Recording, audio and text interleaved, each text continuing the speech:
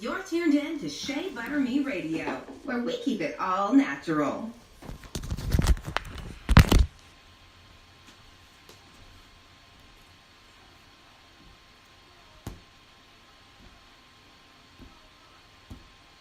Good afternoon, family.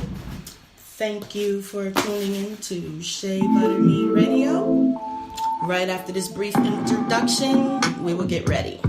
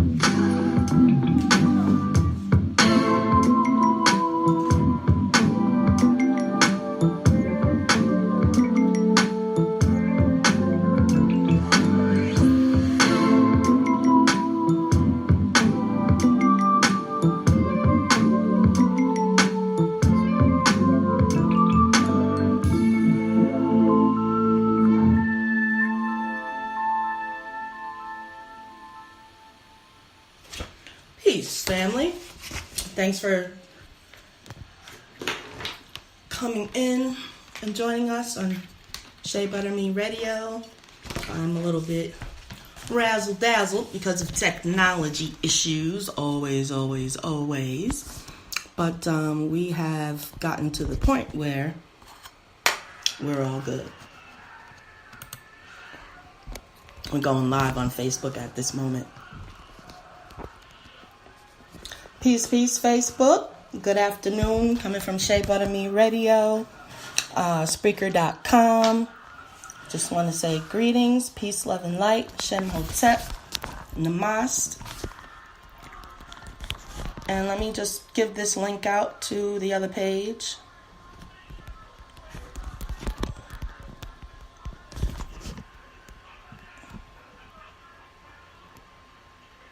And I wonder how's everybody's day going. Mine has been filled with challenges already, but nothing I can't handle. So, let me share this link here. Gotta go a couple places to share the link. To discard back here.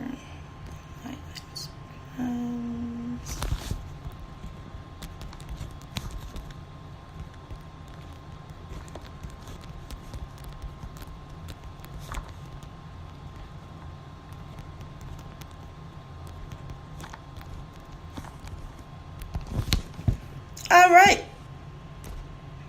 I think we could get started now. Okie dokie.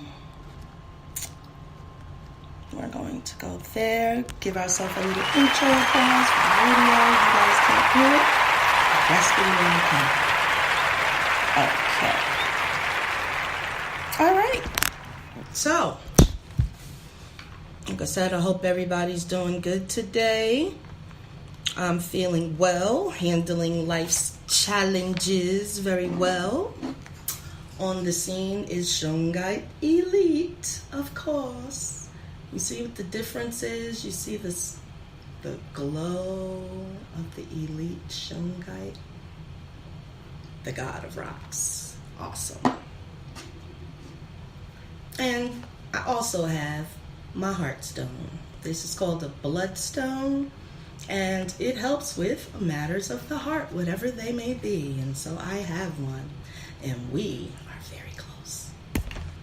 Okay, we're actually going to learn a lot more about these two things at the Royal Queen's Wellness Workshop, January 19th. It's going to be at Earth Pulse Yoga Studios, and that's at 5801 Harford Road, Baltimore, Maryland. And we hope to see as many of you there as possible. Soon we're going to be able to do live streams from the public place where we are.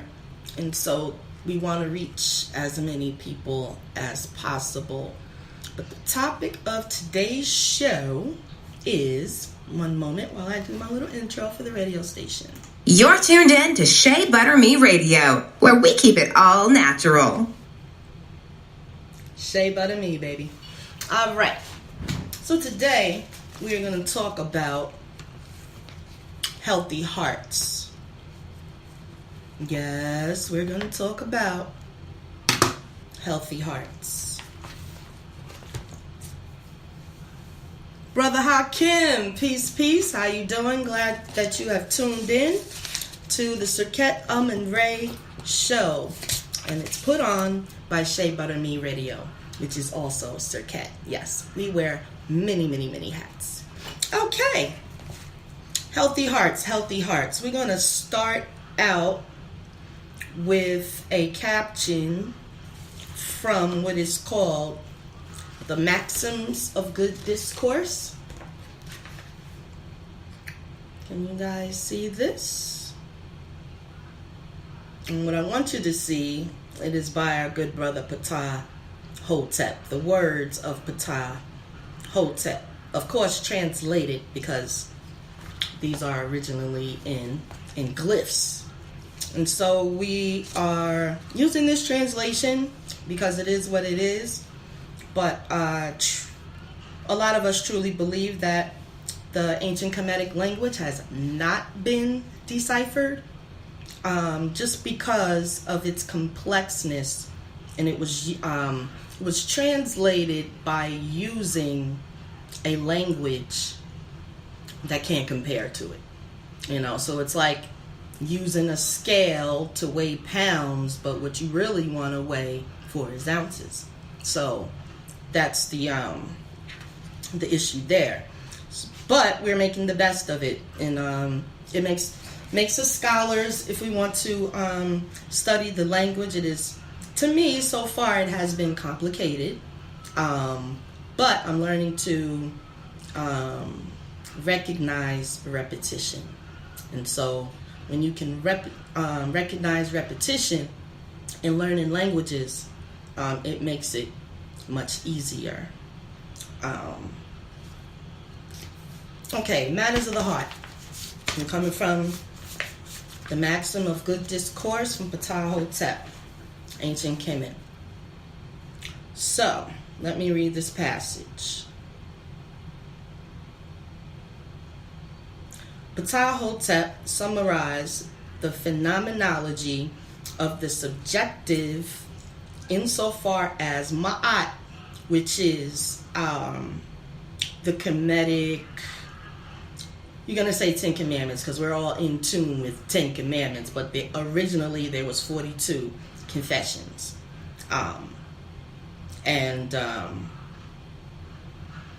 That is where the 10 Commandments actually came from. So there's not 10 laws, but there are 42.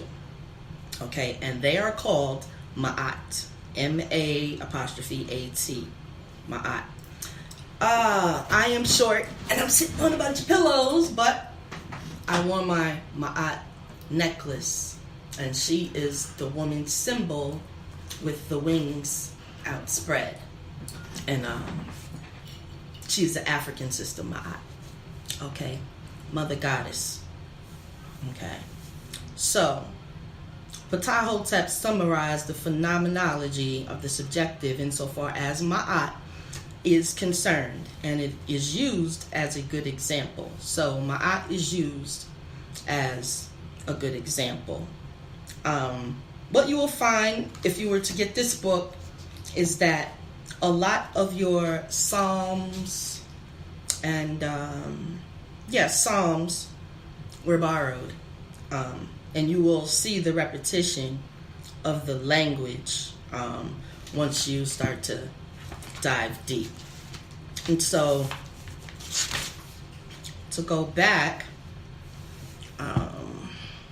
that is our example, Ma'at, as far as that goes. If you think it's hard to follow 10, just imagine 42, but that's not exactly the mentality, because Ma'at is not saying thou shalt not.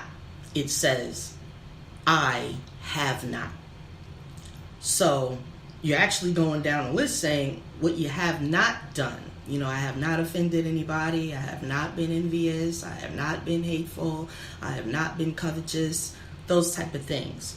And so rather than the decree of shall not, it is more put on the person to follow their own discourse and implement it as well. So, you know, it is more internal.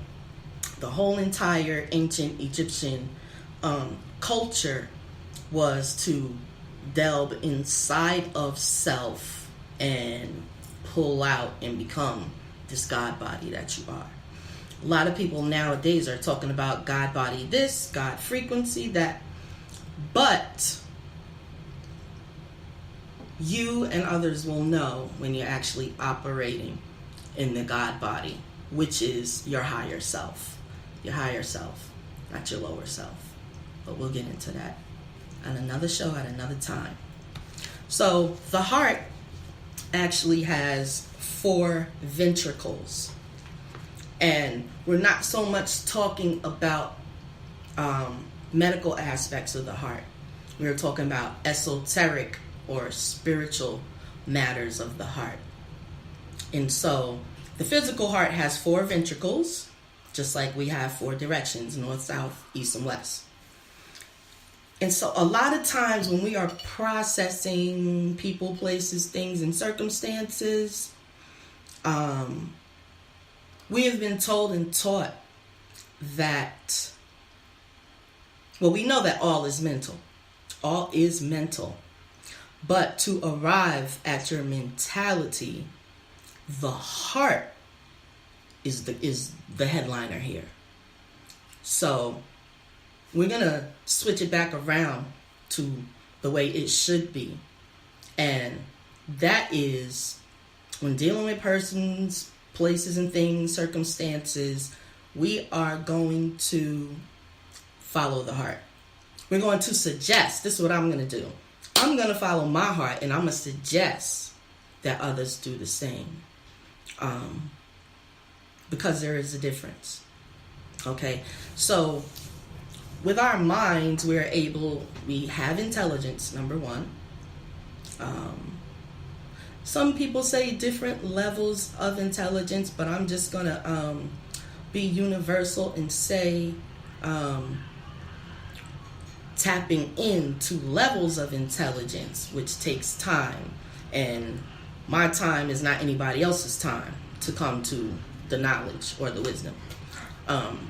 And so with our minds, it incorporates intelligence. We're able to reason. There's intellect, and there's a knowing. So, for example, let's see, what's a good example? I came up to you and I said, can I borrow $20? I'll pay you back on Friday. Meanwhile, today is Wednesday, right? And here comes Friday.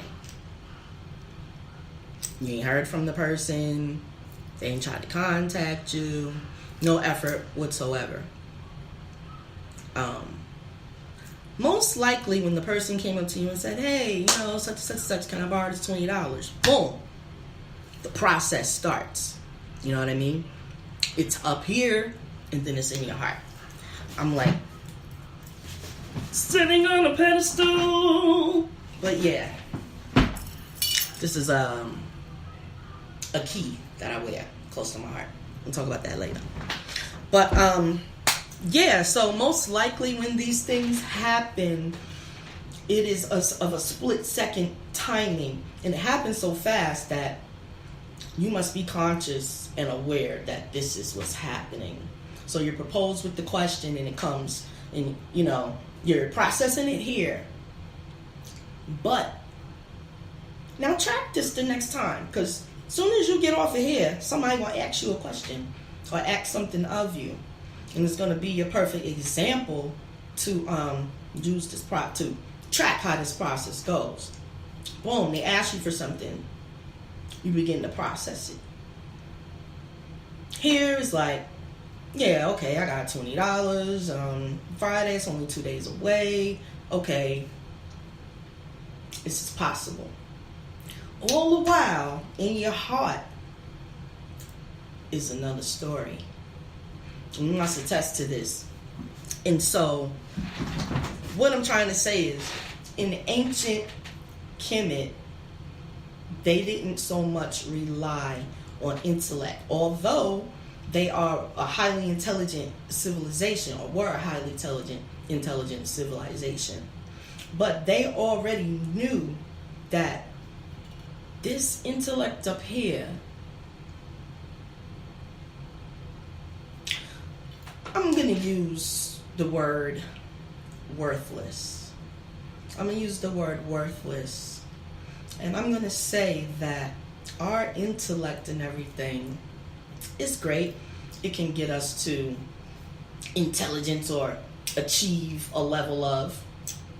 But the actual processing is happening in the heart. So you said one thing, you rationalized it, you reasoned it out, and you came up to this conclusion in your brain. But like I said, all the time your heart was saying, he ain't gonna pay you back. They ain't gonna pay you back.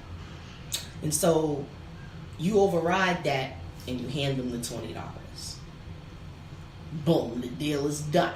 So now all you can do is sit back and wait and see if what your heart said happens or what your mind said actually played out. Now, like I said, Friday came around, you heard from no friend. You didn't get a call, you didn't get any kind of effort to contact you about the promise that was made to you. Now, it goes to the intellect. And you want to follow up. And the first thing I'm gonna direct this towards myself and what I experienced. I experienced I told you so. You need to listen to me a little bit more. From here is where that's coming from. It's coming from the heart. So, in essence, we talk about the 4 ventricles of the heart.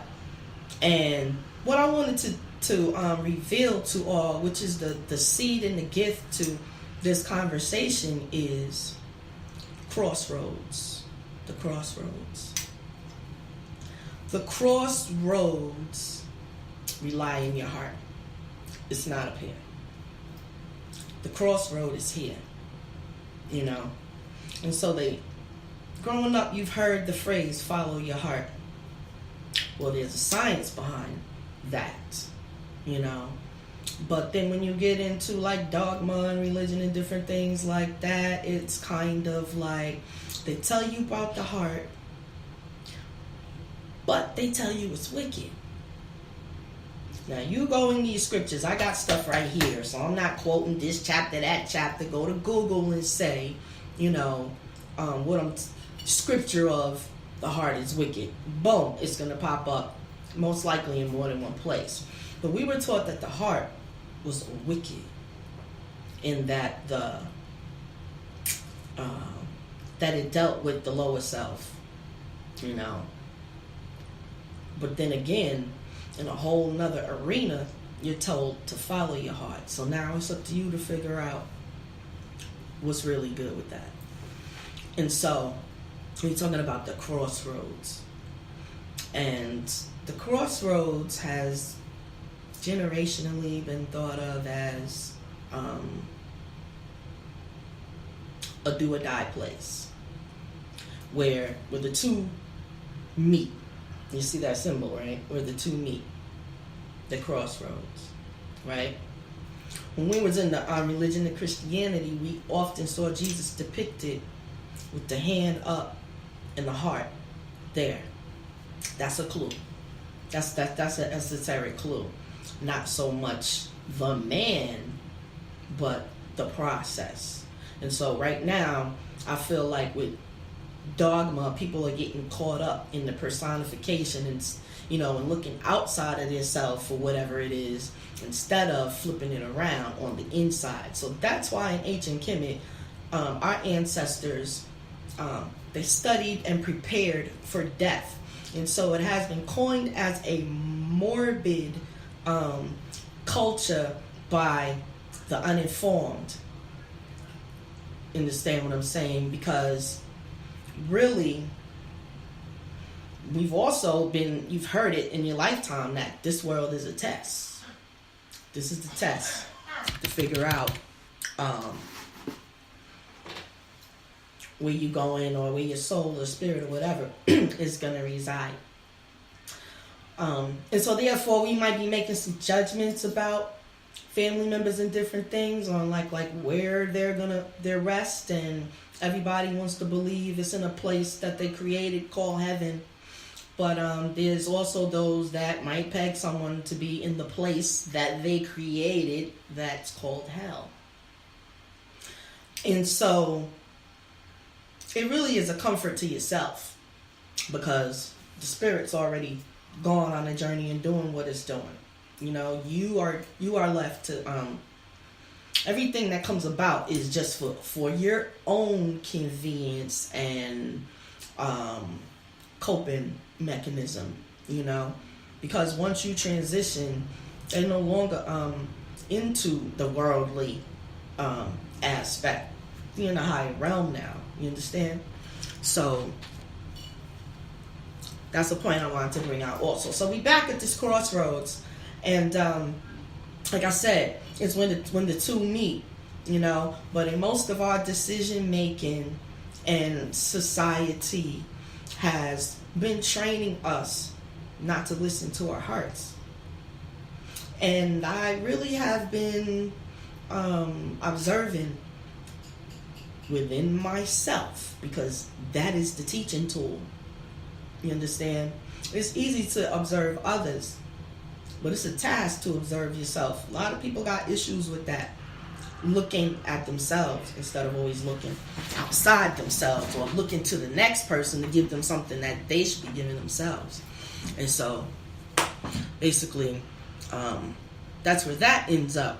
But the decision happens at the crossroads, and I have experienced and been kind of just tracking it for quite a while that my intuition is in my heart. I don't know where the rest of y'all's intuition is at,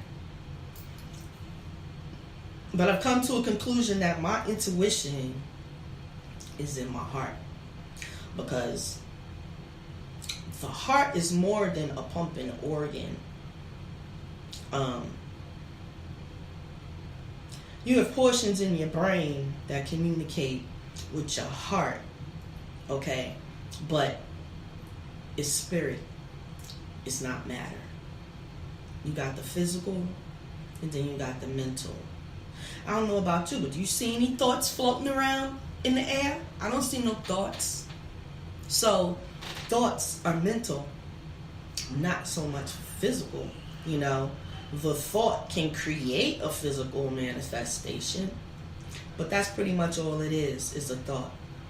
And so what I'm going to do is I'm going to reverse what we've been taught, because we got the power to do that. That's why we call ourselves gods. You know what I'm saying? We have the power to make whatever it is, create and manifest whatever it is. And so once we know that, you're on your way to success. You know, bottom line, you're on your way to success in whatever it is that you do, when you figure that part out. And so that's why the Egyptian culture studied death a lot, because they knew that was the eternal key. That was the eternal key. You know, we know this life is limited. So what the prep is for the transition, you know, the everlasting life. And so what that might look like to individuals is different. And that's where you get your different religions from. It is all a philosophy. It's more philosophy than history. That's a known fact. But it's the philosophy of being able to process things properly. So make sure I'm getting all my points here. Okay, so we say we have the willpower to create, to think, create, manifest. We also have the power to tap into that which we cannot see with our eyes, with our two physical eyes. But I'm not sure on the different levels of everybody's intellect, but I hope everybody knows that we have something called a third eye, you know. And I'm no medical profession, but I know it's there. And not only do we have a third eye, we have a gland, which is located like from here, like down into the skull, in its own little ventricle, in its own little universe. And it's called the pineal gland. And do the research. I'm gonna throw the information out there, but for your validation, you go and do the research.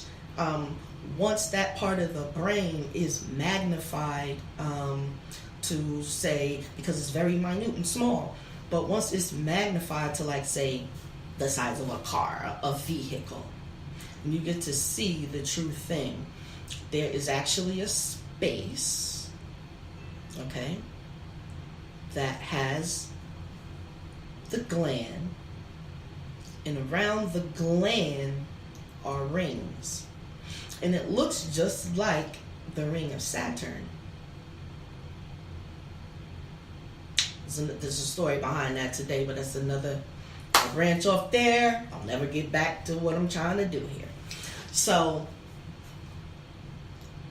it looks exactly like what you would see in outer space. If you were to see Saturn, you know, is surrounded by darkness. And actually above the pineal gland, when you look at it, it looks like stars. It looks exactly like a universe. And so you might have heard how maybe perhaps some conspiracy talk about people needing and eating pineal glands so that they could try to get this intelligence, but that is an artificial intelligence. And so this is what we have available to us. So there's some of us that are more spiritually inclined than others who are more intellectually inclined. Not saying that either is better than the other, but they have different functions. And so from what we've been taught, those functions that they're not adding up. They're not adding up. Because like I said, you're going to experience, as soon as this is over, someone's going to add something of you, or something of you, whether it be whatever it's going to be, you're going to, it's going to hit, you're going to receive it. It's such a small framage of time, but if you can catch it, your heart's going to speak to you before your mind. We have a intellect, and then we have a subconscious. What happens in the subconscious only becomes conscious when it goes in through that process, from the subconscious into your forthright consciousness. And that's how signs and symbols and different things can make you do something just by a response. Industries have learned how to play off of those senses that we have. It's like seeing a Burger King commercial and you got the Whopper there. Next thing you know, you are literally stomach growling, whatever it is, you gotta have a Whopper. That is planned. And it's because of the science of the intellect and the heart. So your heart says, man, I want that Whopper, I'm going to get it. The intellect says, you're just seeing that on the TV, now all of a sudden you want a Whopper? And then your reasoning comes, if you have any, or whatever, that's when the reasoning comes into play. And so, bottom line is, I challenge you to pay attention to your processes within. And to stop trying to practice. It's very hard to do it. The best of us do. But try to practice listening to your heart more so than your intellect. Because like I said, I found that my intellect, my intuition is not intellect, intuition. My intuition resides here. You understand? It's like being in the heat of a moment and some confusion's going on and it's rising higher and higher and higher. Each moment you have decisions to make. Are you going to play into this situation? Are you going to back off from it? Are you going to challenge it? Or, whatever other options you would say are available. And so your heart might tell you to react, but it doesn't mean react in your lower self. Because we're dealing in the range of intuition now. So you're supposed to know what may not be known to other people. It's like, I could tell you that the sky was yellow. You know the sky is not yellow. So you're going to go through that process and you're going to say, I debunk that, or I approve of it, or I agree with you. But that intuition's going to tell you something's wrong with that. You ever got some information and you're listening to it intently, and everything's clicking, and then that one part that just got thrown out and you was like, maybe you skipped over it and brushed it off and kept moving, going on. But like, I've tried to, at the end of the day, give myself some summary time. Some summary time of my day.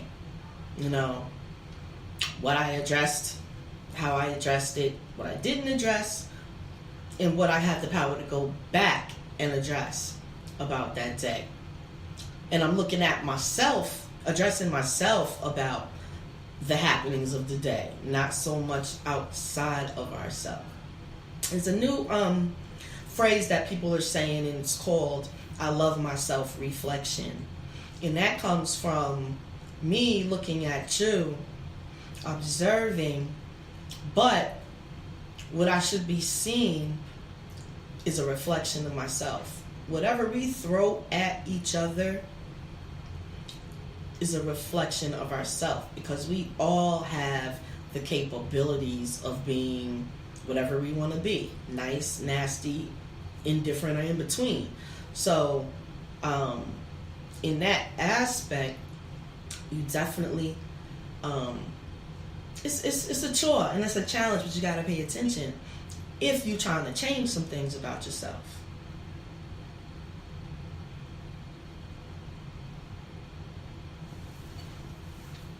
That's key, family. That's key right there. That's key right there. Because we spend a lot of time trying to change others when it's ourself we need to change. We don't like what we're receiving, the projection we're receiving from outside of ourselves.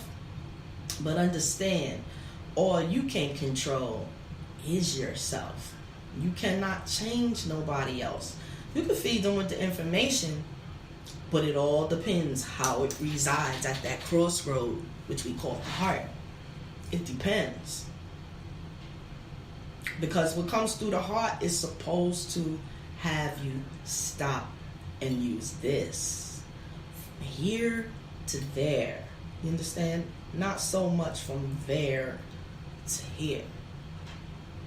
That only really comes into play when scholastically, it comes into play scholastically, basically, because you could be the nicest person in the world. If you don't have the scholastics, you're not going to pass that test they gave you. So intellect plays a major part in our lives as far as that goes. But our decision making should pretty much, like I say, you got a gut instinct, you felt this in your gut, right?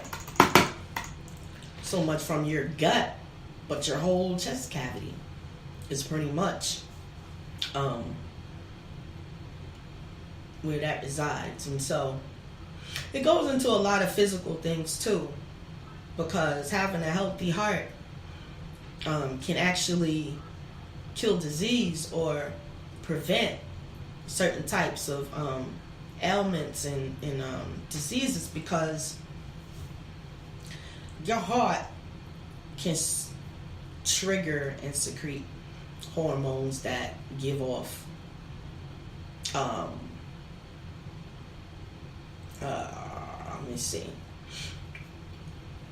hormones that give off a reaction.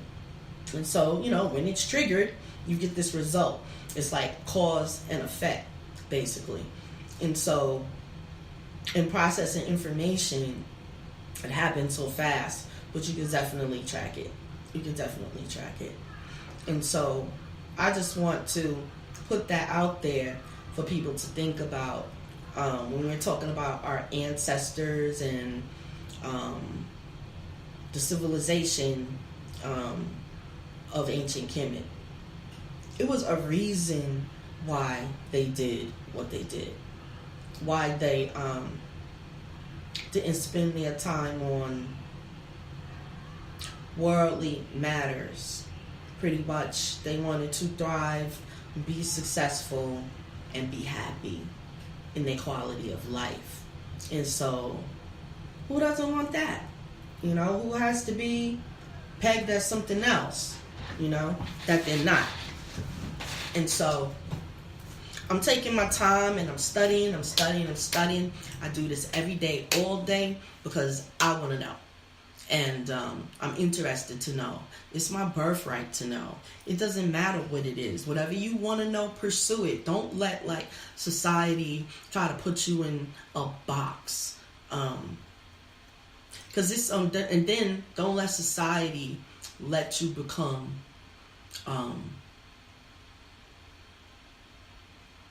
I'm going to use the word prejudiced.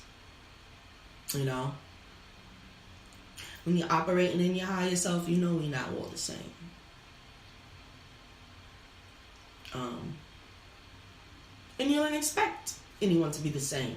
And so it's easier to cope and communicate with others, when you truly operating in your higher self.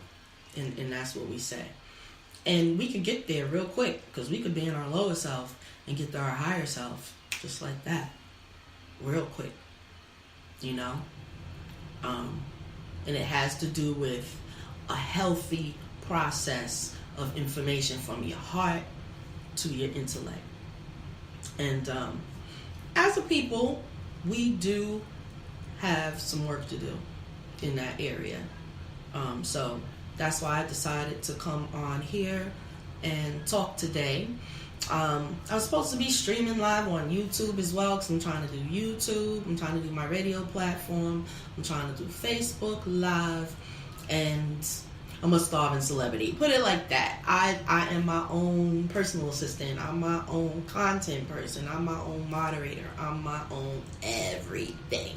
This is the Shakette Amin-Ray Show, a one-woman thing.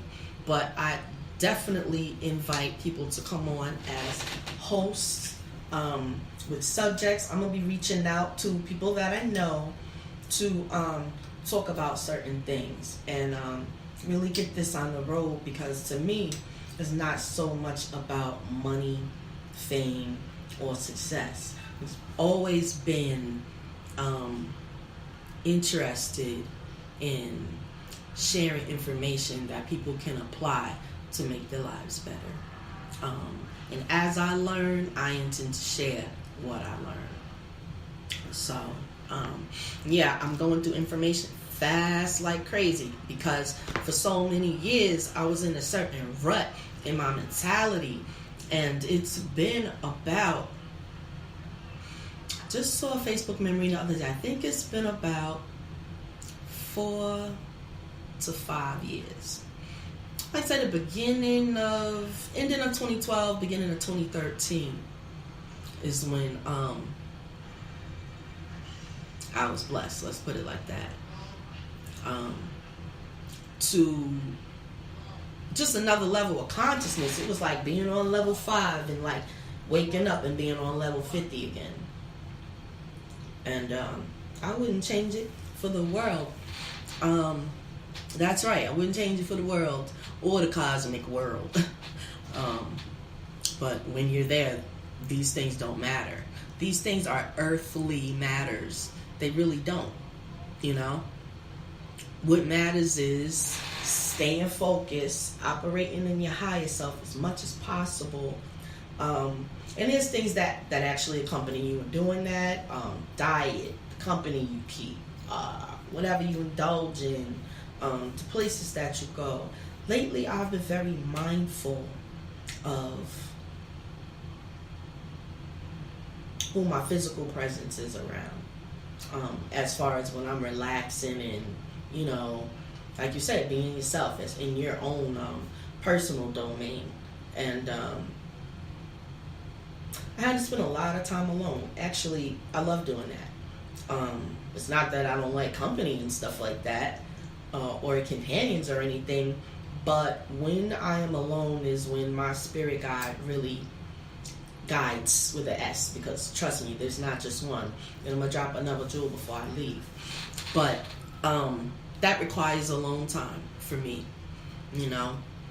Just my little office now. I took the smallest room in my house and I made it into an office because I needed that space, and I needed that space to reflect everything that I needed to get me to the next level, basically. Sometimes it's just changing your scenery. It could be a room. Like, sometimes I walk in a room like, I'm sick and tired of this room.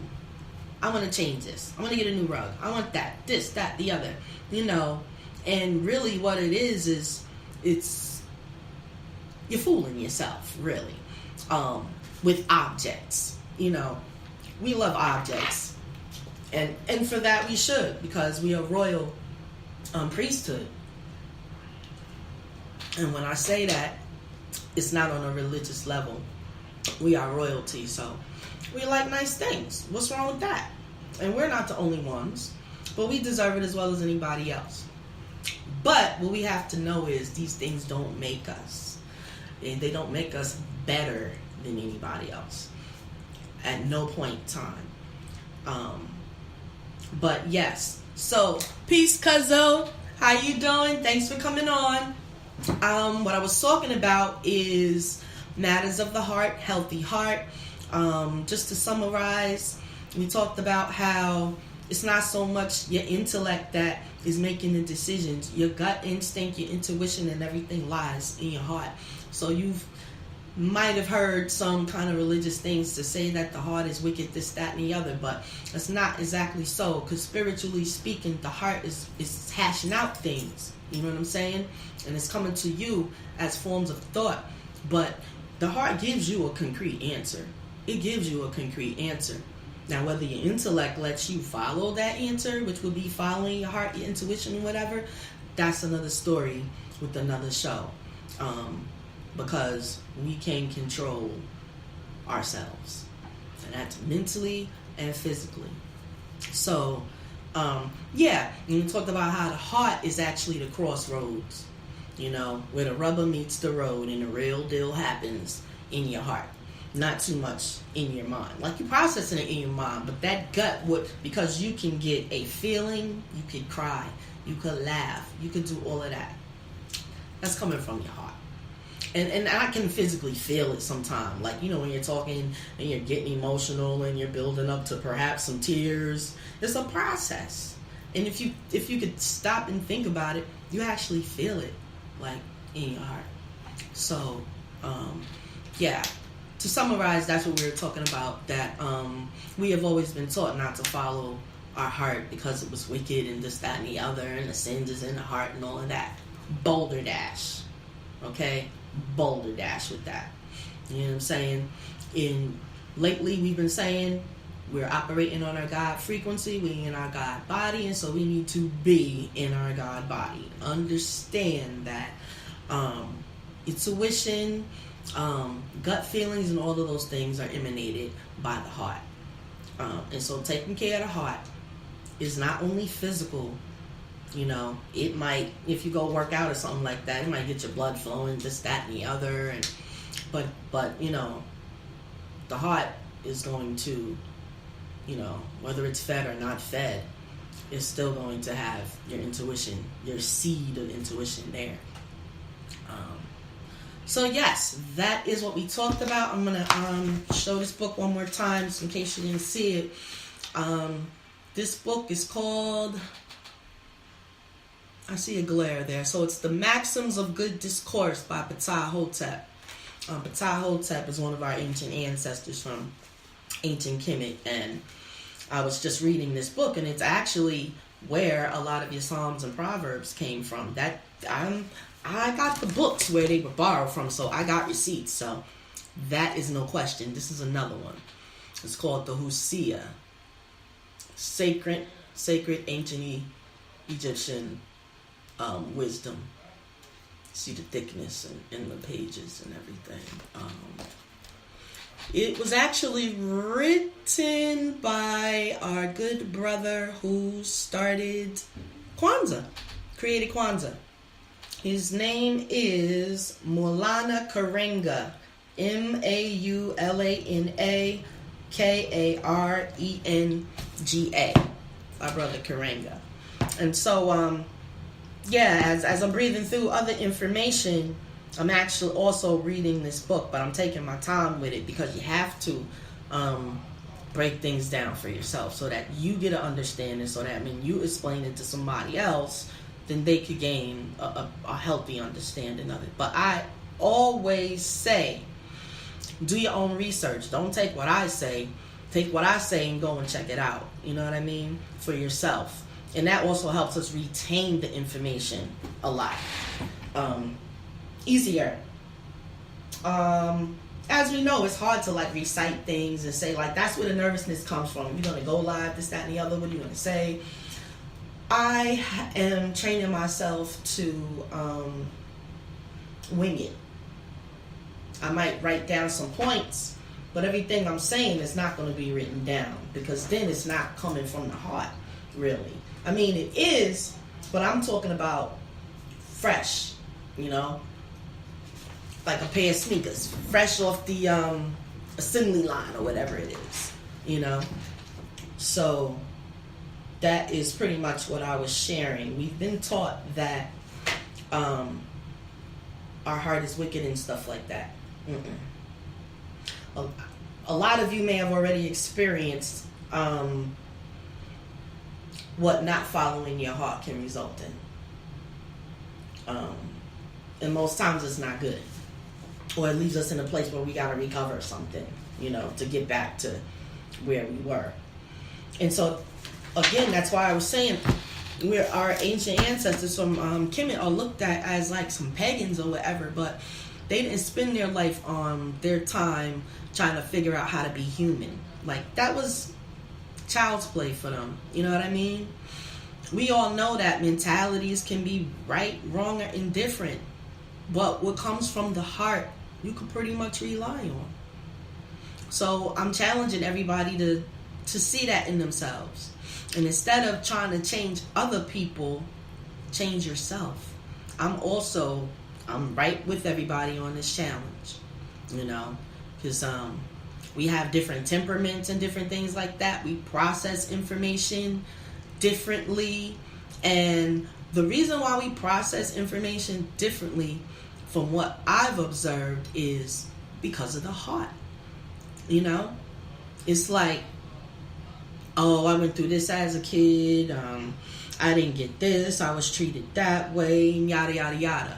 So those things that come out the heart influence this.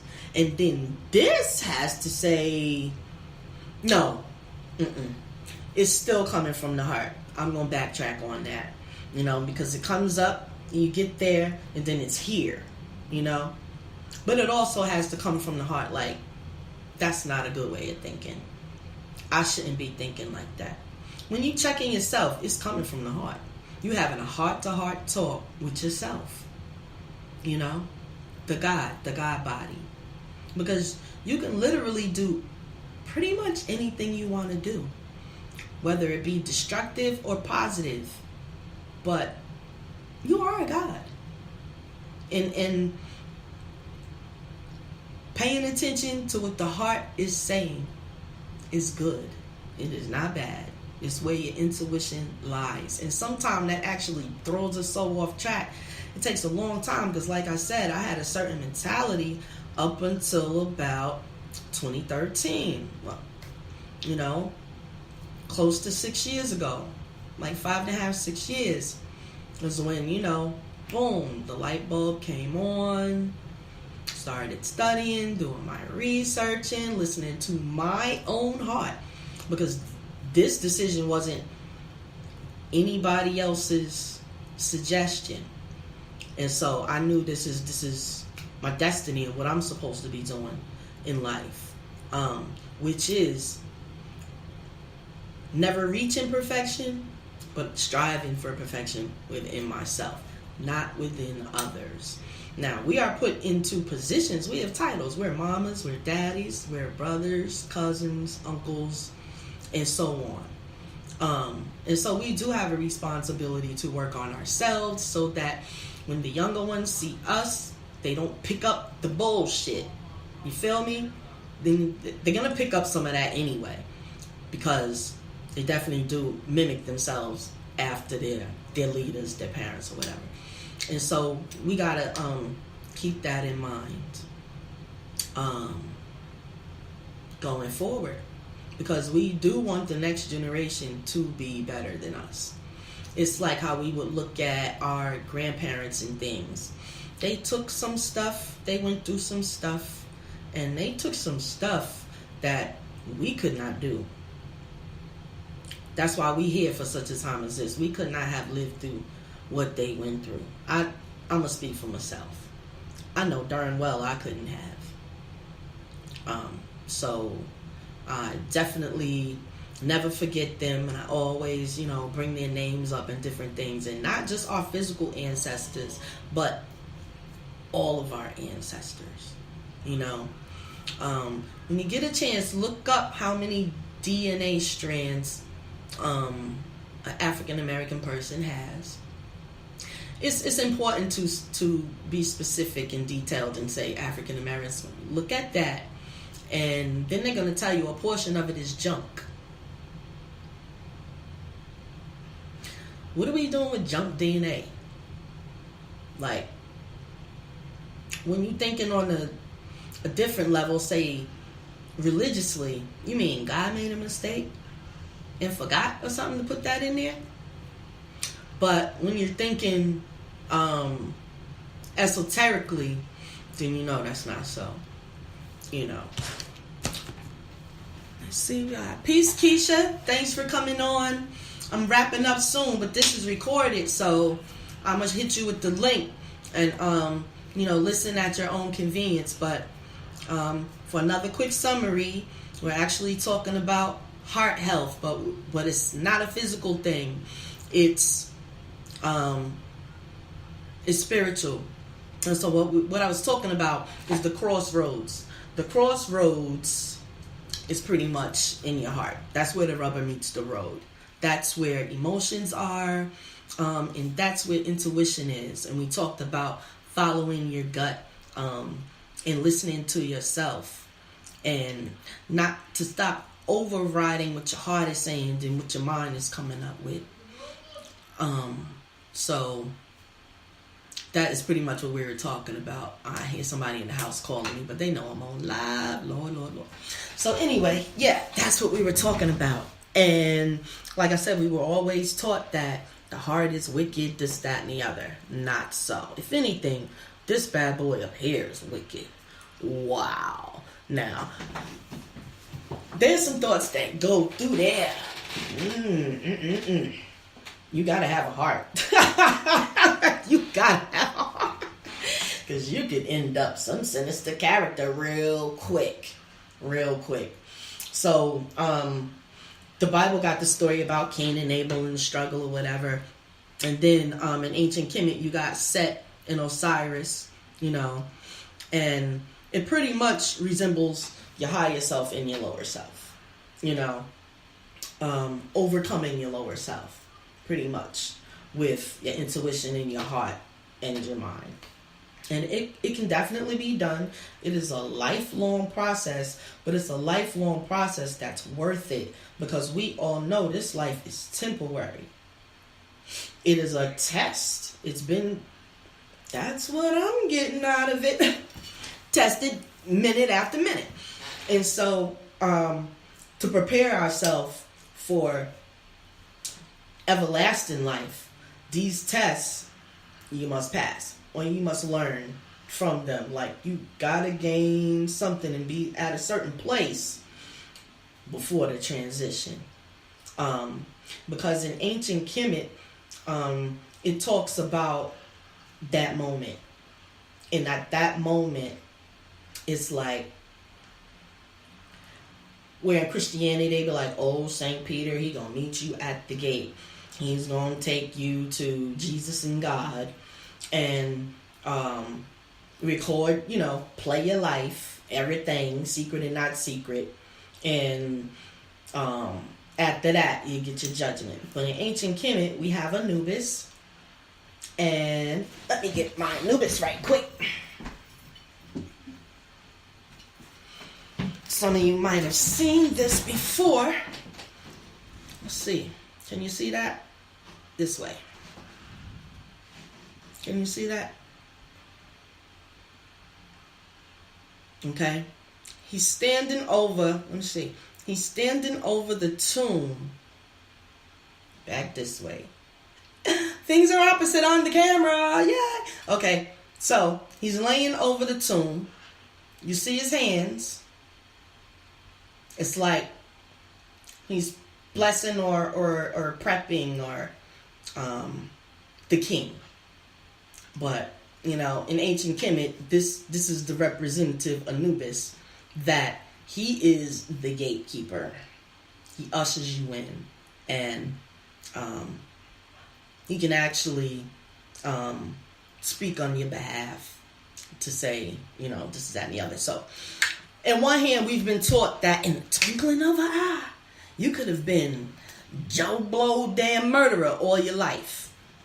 And at the twinkling of an eye, all you got to say is some certain words. And then things are going to change for you. Don't believe the hype. Don't believe the hype.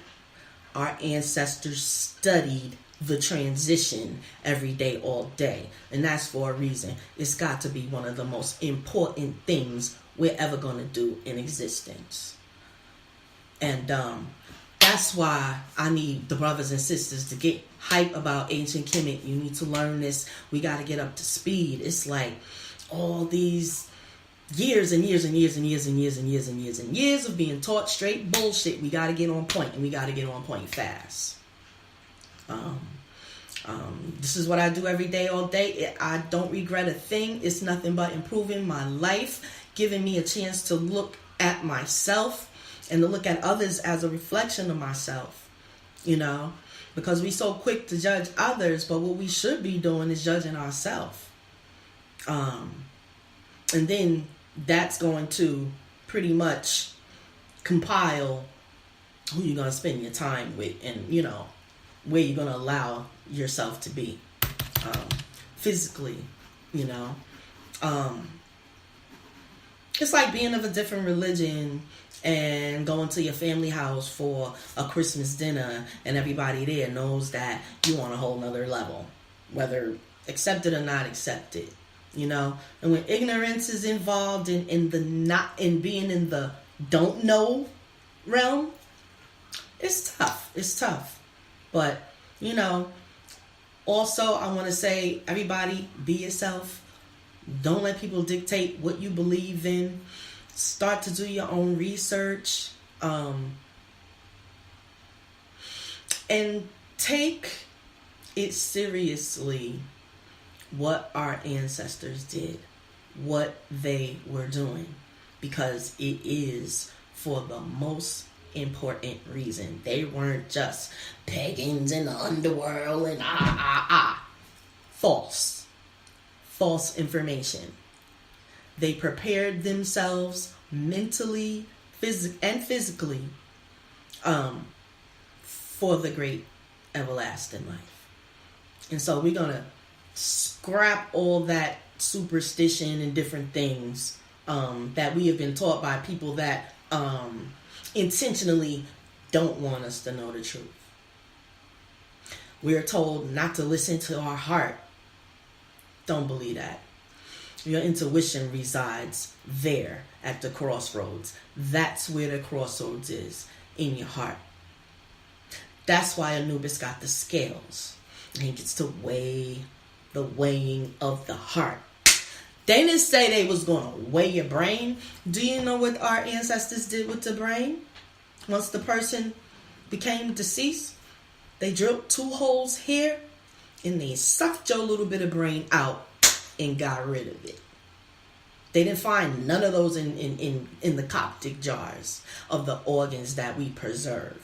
We preserved the heart. And so, esoterically, to me, that makes a lot of sense. And actually, naturally, I have that instinct. It's like, I want to change certain things about myself because I know it's nothing but an improvement, you know. And then that's part of the scare tactic too, you know, the created heaven and hell for dummies. You understand what I'm saying? So it's okay to look at it that way, but at its proper perspective, because it's not a physical thing. You know, it's spirit. It has to do with spirit. And your heart is the main connection to spirit. And so I definitely wanted to relay that out there to the people, because it's very important. And I do care. I care when my people, what they think. I care,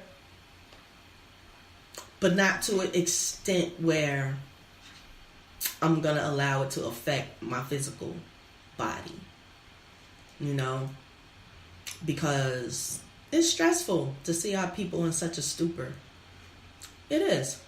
It really is very stressful on so many levels. It's not even funny. So, like, for instance, today, a young man about my son's age, about 24, and one thing, see the world, travel the world. Don't let nobody keep you here forever. I never left the United States, but I'm going to. You can best believe that. When the time is right and my time come, I'm definitely going to do that. That definitely is in my plans. Because I have a son in Tokyo. I'm going over there. I'm going over there. So, see the world. Don't let, say you live in the ghetto. Everybody in the ghetto got a certain mentality, but you see past that. Keep looking past that. You understand? Because that's how you get out. Period. And don't listen to people because they don't want you to get out. And that's something bad about our people, but that's another show at another time, and I am going to address that. I got a whole laundry list of things. I'm going to have show at the show at the show. I could actually get on here about 10 times a day if I wanted to. But we ain't going to do that. But what I'm saying is we got work to do as a people. Period. Do y'all see what is going on? Like the whole circumference, the 360. Do you see where we're headed? Well, I'm going to tell you where we're headed. To be always under somebody else's foot. That's exactly where we're headed as a people if we don't get it together. Start to be interested in who you are. Because when you start to look into who you are, you're never going to turn back. You're never going to turn back. You're going to have your own philosophy. You're going to have your mentality. You're going to be firm on your foundation. And that's what you should be. To whatever it is that you believe. But believe it on all aspects. Because nothing is as it seems in my life experience. There's always something beyond the veil. You see what I'm saying? We gotta be able to take our steps further. That's actually what this is for. You know, the Heart Year Tuition tells you one thing, boom. It's up to you to do the research. It's up to you to figure it out. It's up to you to say, is that something I want to do? This, that, or the other? But your initial gut feeling is pretty much what you need to be doing. You know? We have such things called psychics and stuff like that. And I used to say that about myself, but I know myself more now. And I know that I'm just tapping in to the gifts of the spirit that I always had, that you've always had, that we've always had. Nobody got to touch you talking about, I want you to go do the work of so-and-so and so-and-so. Don't that look crazy? The preacher got his hand on your head, the speaker, whoever it is, the rabbi, whoever it is, the imam, he got his hand on you and he's anointing you or whatever that little ritual ceremony is. And then the spirit reveals that he's no better than you. Matter of fact, he done some more craziness than you have. And now you see it. So when we see those things, it is not just, he got the devil in him. He's full of sin. No, that's not what it is. That's not what it is. What it is that you need to be in tune to yourself, know what you're capable of, and be your own teacher, but be your own student. So I'm forever going to be a student. I ain't never going to know everything I need to know. I'm going to retract that and say I'm never going to know everything I need to know, but I will say I am going to know what I need to know. So that's like being in the know. It's just some things that you know. You don't need nobody to tell you about it. If every book got burned today, you can still make it. If you never did a salat, you could still make it. If you never put anything in the collection plate and you didn't serve, wasn't at church 4-5 times a week, neglecting your family and doing all these different things, but to please God, you know, at some point in time, your heart, it tells you that something is wrong with this. And then you rationalize and intellect yourself back on the plantation. That's how that happened. That's how that happens. You know, by the time you start rationalizing and philosophizing and all these different things, and what your heart told you is gone, but you still in a rut now. You know, and now you're going to try to rely on thinking your way out. Give yourself more credit than that. We are capable of much more than that. During my studies, back when mankind, years ago, thousands and thousands of years ago, beyond AD, and we're going back into BCE, you know, long time ago, we had abilities that we do not have now. And so that brings us back to the DNA. They tell us that we got some DNA that's junk. And what I want to say is, it's not junk. It's just the fact that we haven't tapped into it yet. And so we got to keep working with ourselves. And then when we tap into, and then you'll see it. You'll see a DNA. It's not just that you're getting smarter and wiser. You are unlocking some ancestral stuff back into your bloodstream. Because they have transitioned, but they in us. So they always with us. Not no angels flying around and all this. It's within. The grandma, the parents, everybody is in you. So what you do keeps them alive. Everlasting life. Not as if you're going to be turned into a dove and do all this craziness, family. So, that's that. I'm going to leave you all with a passage. And, like I say, I am trying to do this haphazard. I don't want no notebook and all this other stuff because I want to teach from the heart. I don't want to rely so much on my intellect because I already know that the truth is going to come from my heart and I want to relay the truth. And so, I'm just going to pick out something to read. And, all right. Don't know what this is all about. I'm honing in and I'm going to read it. This is coming from the teaching, The Maxims of Good Discourse. It's the teachings by Ptah-hotep. Ptah-hotep is one of our ancient ancestors, intelligent king, Kemetic Egyptian king. He was very high on the esoteric list as far as intelligence, intuition. They called it magic, but we had a superior intuition that is magic. So I'm going to leave that for you. So what this says is, and it's not planned, do not scheme against people, for God punishes accordingly. If a man nevertheless says, I shall live that way, then he will lack bread for his mouth. If a man says, I shall be rich, he will have to say, my cleverness has entrapped me. If a man says, I will rob someone, he will in the end make a gift to a stranger. People's schemes do not prevail. God's command is what prevails.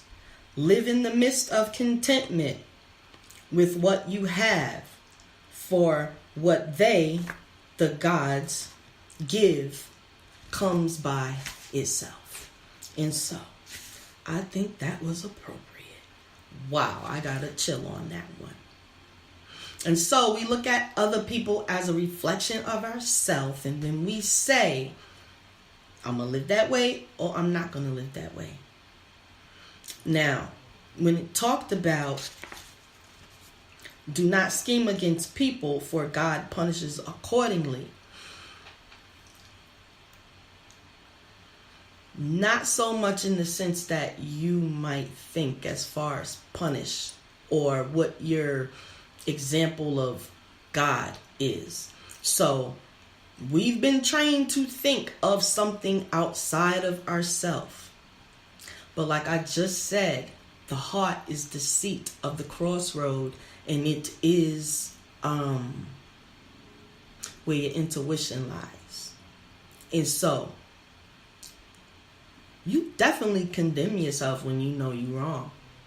The point is, at what time are you going to figure out that you were wrong? And not so much to say wrong, because like this English language is a trip, because it says what you don't want to say, but it says you want to say what you want to say too. But anyway, wrong, not so in, right and wrong, because it's perspectives and mentality that lead to positive or negative outcomes, cause and effect. It's a universal law. So, yesterday, I was sitting there and I wrote down the word God, and then all of a sudden, acronym came to me, and I wrote it there. There it is. I walks around with my pad and my pen. That ain't no lie. I got cell phones, iPads, all that. But sometimes I'm in different parts of the house and things come to me. I got to write it down because it'd be some heavy stuff. But yeah, so this acronym came to me. God, generator, orderer, dispenser. So we can generate, order, and dispense. Generate, no. Stand up. Generate, order, dispense. God, ye are the gods. It's not so much outside of self. It's what's within. Even the Jesus people, they have a depiction of him with the flaming heart, with the red heart in the hand up. Heart leads to the higher self. We got to start looking at symbols and studying and researching what they are, because in my studies and what I have found, and I got receipts, it all leads back to you.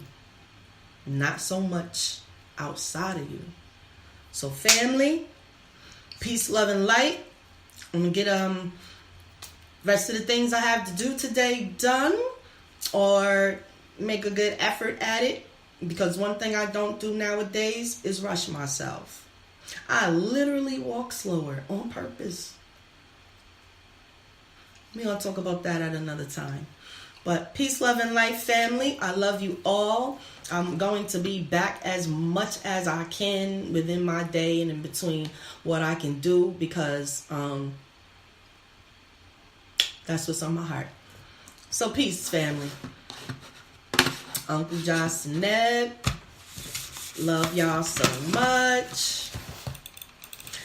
This stupid mouse is stuck, and I'm not on my touch screen. But here we go.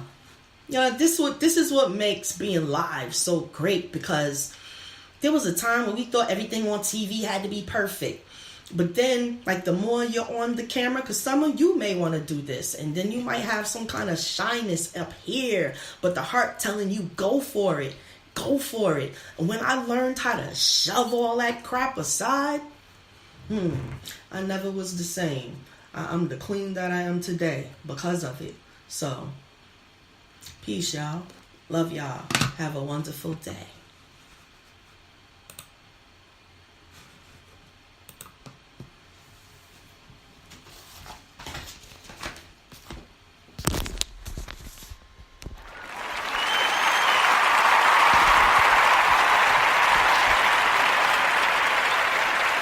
You're tuned in to Shea Butter Me Radio, where we keep it all natural.